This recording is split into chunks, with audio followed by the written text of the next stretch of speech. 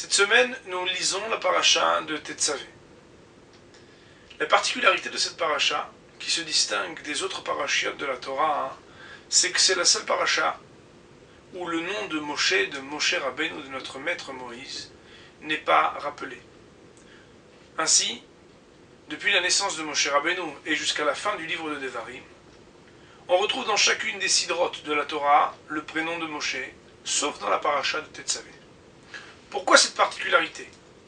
Eh bien, le Hachamim, tout d'abord le Baal HaTurim, de répondre que Moshe Rabbeinu, lorsqu'il avait demandé le pardon divin pour la faute du veau d'or, il avait dit à Dieu: si tu ne pardonnes pas au Béné Israël, mehenina misifrecha, efface-moi donc de ton livre, de la Torah.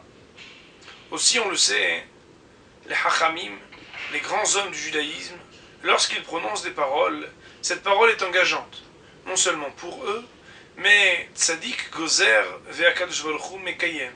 Lorsque le sage prononce des paroles, Akadosh baruch hu va les appliquer. Et ce, même lorsque cette parole était au conditionnel, et que, en l'occurrence ici, Akadosh baruch hu a pardonné les Béné Israël de la faute du veau d'or, il n'en reste pas moins que sur une petite portion de Torah, il y aura, oui, l'effet de la parole de Moshe Rabbeinu. Dans la paracha de Tetzavé, le nom de Moshe Rabbeinu n'est pas rappelé. C'est le commentaire du Baal HaTurim. Autre commentaire très intéressant sur cette question, c'est le commentaire du Gaon de Vilna, qui nous dit que la lecture de la paracha de Tetzavé coïncide toujours avec la semaine de la date du 7 Adar. Le 7 Adar, qu'est-ce que c'est? Eh bien, c'est la date de naissance et du décès de Moshe Rabbeinu. Aussi, certainement pas par hasard, la paracha de Tetzavé, où le nom de Moshe Rabbeinu va disparaître momentanément, coïncide avec le moment où Moshe Rabbeinu va quitter ce monde. Seulement, lorsqu'un sage quitte ce monde, eh bien, on est triste. Mais dans le judaïsme, on a toujours une grande leçon d'espoir.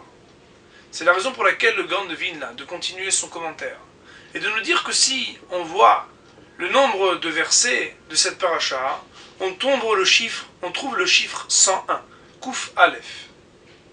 Aussi, vous le savez, quand on écrit les lettres qui forment le nom Moshe, eh bien le même si on n'en voit que la première lettre, s'écrit même et même sophite.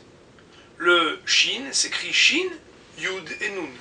Le He, quant à lui, s'écrit He et Aleph. Si bien que le nom de Moshe Rabbeinu, lorsqu'il est écrit, on n'en voit qu'une partie des lettres qui composent son nom. Et, nous dit le Rav, le Gaon de Vilna, c'est vrai que lorsqu'on lit les versets de la paracha de Tetzavé, dans ce qu'ils ont de plus apparent, on ne trouve pas le nom de Moshe Rabbeinu.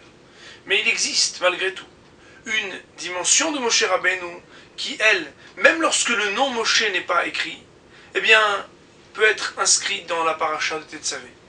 Car voilà que, s'il est vrai que lorsqu'on écrit Moshe, on ne voit pas les lettres qui sont derrière le même, derrière le Shin, derrière le Nun, eh bien, il ne reste pas moins que dans cette paracha où les lettres qui composent le mot Moshe Rabbeinu ne sont pas présentes, il ne reste pas moins que l'addition du même, du Shin et du Nun,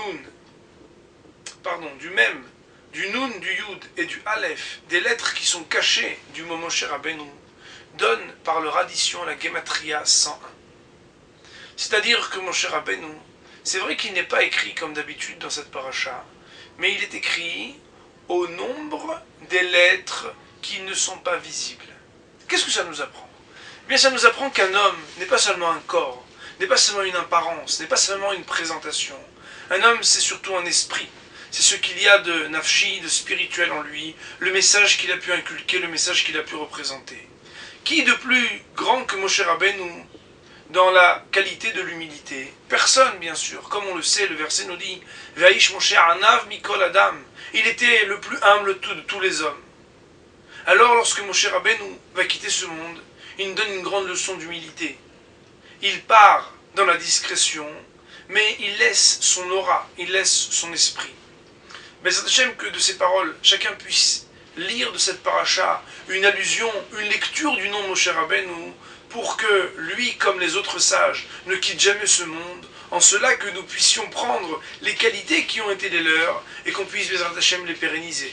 Quand un être cher quitte ce monde, on prend sa qualité, on continue ce qu'il avait commencé de son esprit, et même si son corps n'est plus apparent, son esprit reste inscrit et ancré en chacun de nous, jusqu'à Bezrat Hashem, la Triat Ametim, la résurrection des morts, très bientôt, Bimher Abi Amen. Shabbat Shalom.